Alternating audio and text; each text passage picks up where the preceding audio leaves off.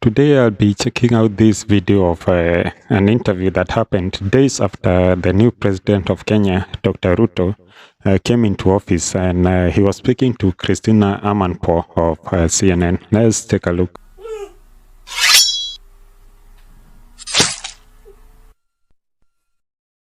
Nature of politics. You yourself gained worldwide attention a few years ago when you said there was, quote, no room for homosexuality in Kenyan society. I want to know whether you still stand by that. We have Kenyan law, we have Kenyan constitution, we have our tradition, we have our customs. We will continue to respect other people's customs as they respect our customs and our tradition. I am very clear that we respect everybody and what they believe in, but we also have what we believe in, and we expect to be respected for what we believe in. So before I ask you to flesh that out and what exactly does it mean, This is remember, this is just a few days after the guy has just taken office. I think it was the same week. He had not even been in office for long. And Christiane Amanpour, if you remember, she also spoke to.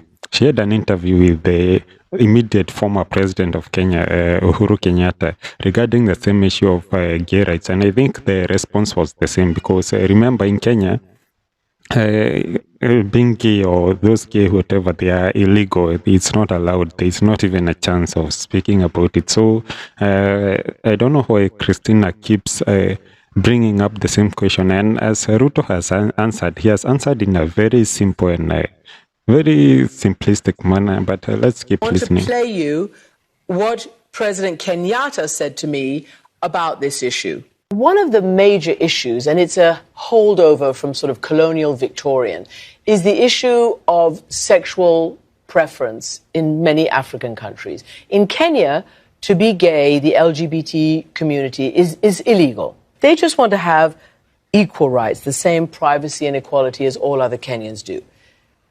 Is that something that you aspire to for your country? I want to be very clear, Christiane. I will not engage in a subject that is of it is not of any major importance to the people and the Republic of Kenya. This is not an issue, as you would want to put it, of... Yeah, exactly. I also support him on that. It's not an issue as she's putting it. She's the one driving a certain agenda and saying there's an issue when there's no issue. It's like someone coming into your house maybe and just making something a little problem seems a very big problem, and raise it out of proportion, because when she says it's an issue, as she puts it, it's very different from her side, the way she's putting it. From our side in Kenya, it's not how we see it. It's not a very big problem. It's not something that many people are waking up in the morning and thinking, oh, okay, rights or something. It's not something even at the forefront of our heads. It's something that maybe comes up maybe once in a while, but even when it comes up, it's not in a major way. So I think she's the one driving a certain agenda, trying to push a certain topic that is not, we are not even speaking about. Human rights. This is an issue of society, of our own base as a culture, as a people, regardless of which community you come from. This is not acceptable. This is not agreeable. This is not about Uhuru Kenyatta saying yes or no. This is an issue of the people of Kenya themselves, who have bestowed upon themselves a constitution, right, after several years, have clearly stated that this is not a subject that they are willing to engage in, yeah, at this time and moment. That's the other thing that maybe some people in the West think that it's our government or our leaders who are blocking us from talking about this issue. But as he said, it's the society itself, it's the people themselves who don't want it. It's not as if we want it and the government or our leaders or are blocking that. It's the people themselves, they don't want it. It's not part of what they are discussing. It's not on their. It's not an issue that that is common to them. That's something that it's not. They are not affected by it. In years to come, possibly long after I'm president, who knows? Maybe our society will have reached a stage where those are issues that people are willing, freely, and open to discuss. I have to be honest with you, and that is the position that we have always. I think also that is something that also people must realize. Maybe in future we'll come to open our minds, and maybe that now will be an issue. But as of now, it's not an issue. But we are also not denying the fact that in future maybe it will become. We will be open to it and start discussing. But as of now, it's not an issue. So it's not a kind of, as I said before, it's not like someone is blocking the debate. It's that the debate itself, it's not happening right now. Maintain. Those are the laws that we have, and those are laws that are 100% supported by 99% of the Kenyan people, irregardless of where they come from. So, it's a very you're going to get yourself into trouble because what you've you can hear that kind of language is very wooey and very telling. You can tell that she's trying to tweak. She's trying to tweak him to. There's an agenda she's pushing, because when you say you're going to get yourself in trouble, it's as if it's like talking to a little kid. If you don't do this, this will happen. So she's trying to put him in this kind of situation where he has to change his response. So that I don't know what she's trying to do, but of course there's something that is very clear. She has an agenda that she's pushing. Yeah, just because this kind of language, just listen. So, it's a very you're going to get yourself into trouble because what you've categorically just stated is that. And of course, we know when West this thing from the West, and she's saying he's going to get himself in trouble. Of course, most of us, I don't need to explain. Many people in Africa know what she means by that. This is not an issue for us, for the Kenyan people, yes. And you don't think that the idea of their privacy, their equality, their rights is important. This is, but it's a global issue right now. It's important to them where they are. Why is it not important to you that it as is president not of the country? Important to me as the leader of 49 million. Yeah.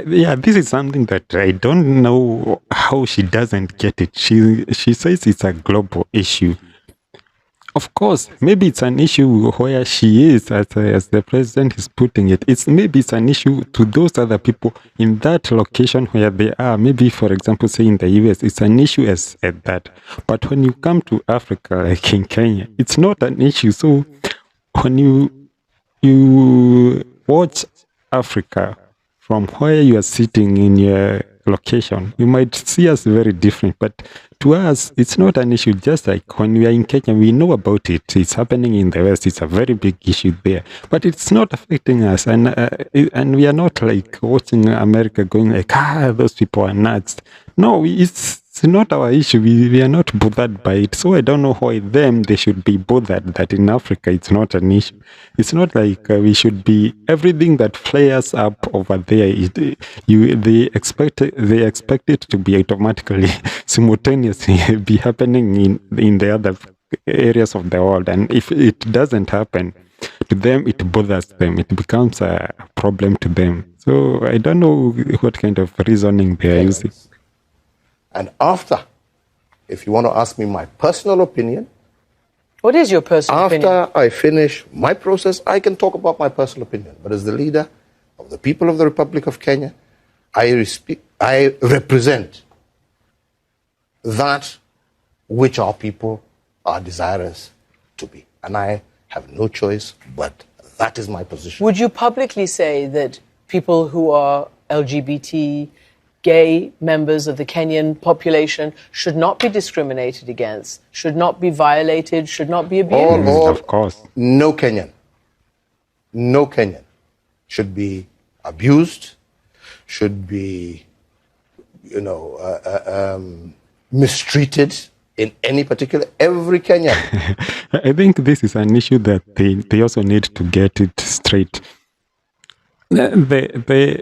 The law is not trying to stop people from being gay. You can be gay all you want, but what is happening is that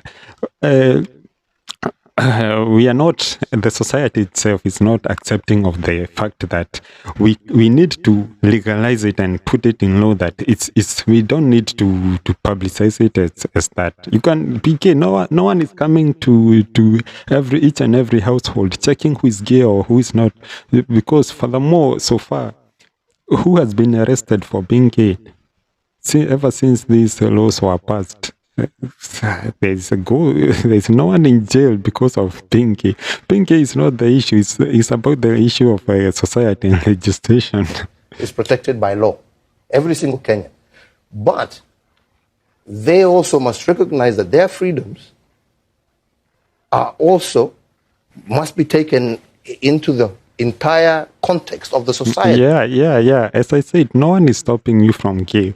But what now the law is stopping is for you now to claim that now you want to have a gay wedding, you want to have that is what the law is stopping. But it's not stopping you from being gay. I think that is something we need to differentiate. You can be gay all you want, even if the law is criminalizing it.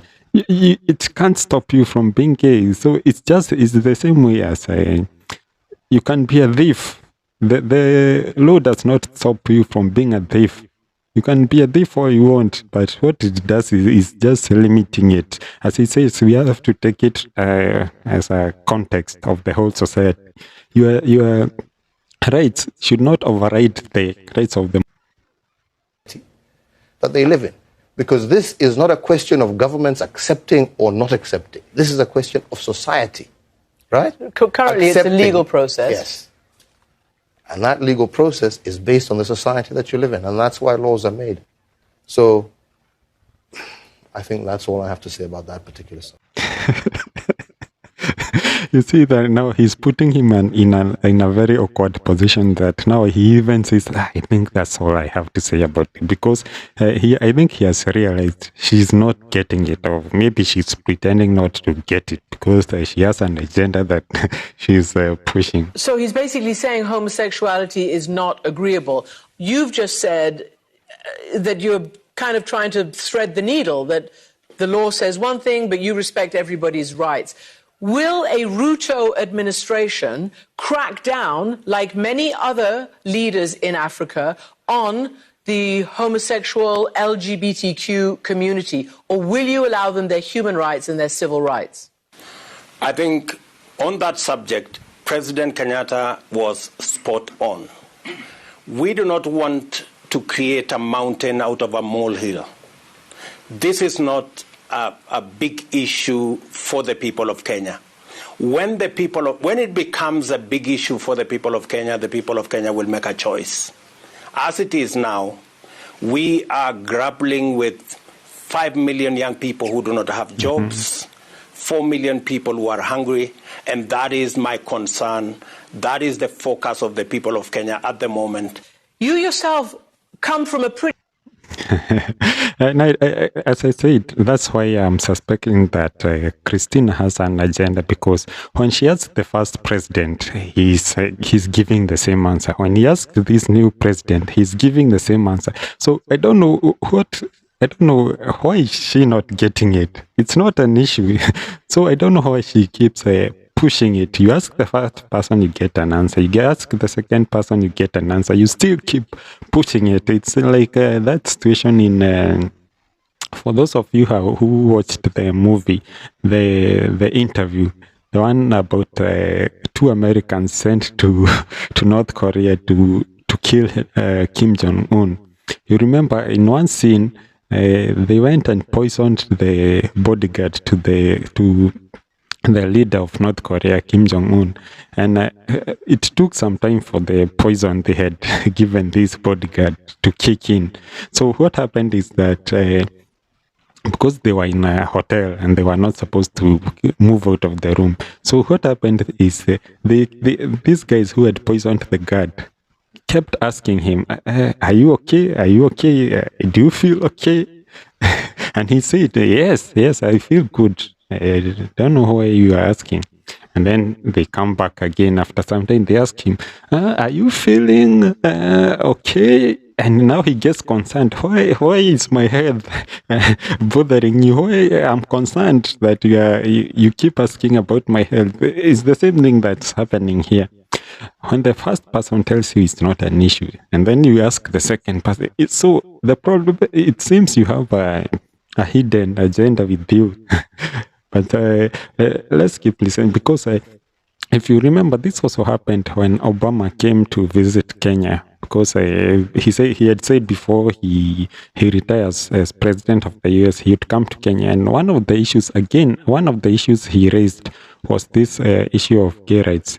And I remember before he came to Kenya, there had been so many press conferences, and even on social media, people were talking about him. They were very negative about him coming to push the gay agenda in Kenya. But eventually, I don't know if what kind of advice he's given, but he still raised it after he had toured the country. On the last press conference before going out, he raised it. Let's check. I think it's here. Let's check it out. Hard scrabble, rags to riches background. You called yourself the world. Road to success, like the hustler. What do you mean by that? Give me. If you look at the history of countries around the world, when you start treating people differently, not because of any harm they're doing anybody, but because they're different, that's the path whereby freedoms begin to erode. And bad things happen. You see, again, I said about this coded language, and when he says bad things happen, we are not stupid. We know what he means by that. But I don't think it's fair. It's belittling people. When you are visiting president of our friendly nation because we are not having any dispute with the US, and then you start using such kind of language. It's very, it doesn't, for us, it paints a very bad picture. And when a government gets in the habit of treating people differently, again, as I said, it's not the government treating people different. It's society itself not accepting of the fact. I don't know why these people in the West, they cannot get it. It's not the government which is doing it. It's the society itself which has voted because we put the constitution there ourselves. And it's not an archaic constitution. It was put there in 2010. And it's not the government who pushed for those things to be knocked out of the constitution. It's the people themselves who did not want them. So I don't know why I think he's misguided. And this is another thing of a stereotype. They are stereotyping, and they already make a prejudice. Already they have decided what they think about Kenya and Africa in general. He has not gotten to the context of what he's talking about. He's talking it from a viewpoint of an American who has never been in Africa or knows anything about Africa. those habits can spread. If somebody is a law-abiding citizen who is going about their business and working in a job and obeying the traffic signs and doing all the other things. Let me just go back a little bit. You'll notice all the things he's talking about. That's why I said he's talking like from an American perspective, of an American who don't know anything about Africa or or what is happening there, because all the things he's talking about someone who is just doing their job, obeying traffic lights and going about their business and doing no harm. First of all, there are so many people without jobs. That's an issue in itself in Africa. So many people are jobless. So he's just saying going about their jobs. That's something in America, not in Africa. In Africa, so many people are unemployed, obeying traffic lights. In most of our towns and cities, we don't even have traffic lights and we don't even obey them. So that's even an issue we should be talking about. Because like even in the major cities like Nairobi, there are traffic lights and people don't obey them, or there has to be some policemen guarding the So this is why I'm saying he's looking at the issue from a person who doesn't know what he's talking about traffic lights. We don't even have them in most of our towns. Maybe it shows how different our issues are, because now maybe we should be doing that. Maybe we should be putting up traffic lights. Maybe we should be teaching people how to obey them. Maybe we should be finding ways to create jobs. But as I said, he's so far removed from the reality on the ground that he's just so out of place. Whereby freedoms begin to erode. And bad things happen. And when a government gets in the habit of treating people differently, very, very those habits can spread. If somebody is a law-abiding citizen who is going about their business and working in a job and obeying the traffic signs and doing all the other things that good citizens are supposed to do,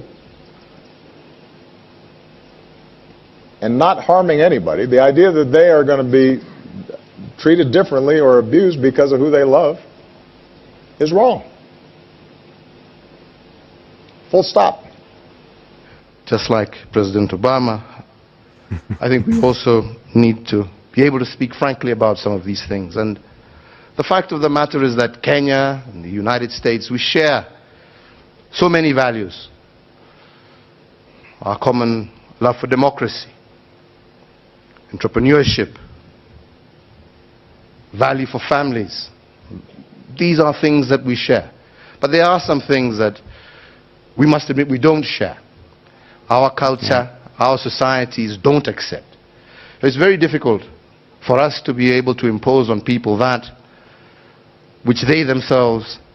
Yeah, and I think that is actually one of the most honest answers I have ever heard from a president, because Obama was accusing him that the government is treating people differently, but he says he's actually... This is a very sorry picture to see. He is actually saying we cannot impose, the government cannot impose on the people and start saying, okay, you need to have gay rights. You cannot impose. It has to come from the people. It has to come, it's the other way around. It has to come from the people, so that because they are the ones forming the laws and voting for the laws that they want. So it's very difficult for the government to say now, okay, because we are under pressure from the West, we'll say, okay, gay rights are okay. Because if they do that now, there'll be an uproar, there'll be an uprising from the people themselves, there'll be a revolt. People don't want that. So it will be a very difficult situation. And Obama is a Nobel laureate. I don't know why he's reasoning like that. I don't know why his mind cannot get into the context of Africa, and especially like the country where he's talking about this, because I think he ought to have the information before he speaks. Do not accept. This is why I repeatedly say that for Kenyans today, the issue of gay rights is really a non-issue. We want to focus on other areas that are day-to-day living for our people. The health issues that we have discussed with President Obama, these are critical. Issues of ensuring inclusivity and of women a huge section of society that is normally left out of the mainstream of economic development. What we can do in terms of infrastructure, what we can do in terms of education, in terms of our roads, in terms of giving our people power, encouraging entrepreneurship. These are the key focuses. Maybe once, like you have, overcome some of these challenges, we can begin to look at new ones. But as of now, the fact remains that this issue is not really an issue that is on the foremost mind of Kenyans, and that is the fact.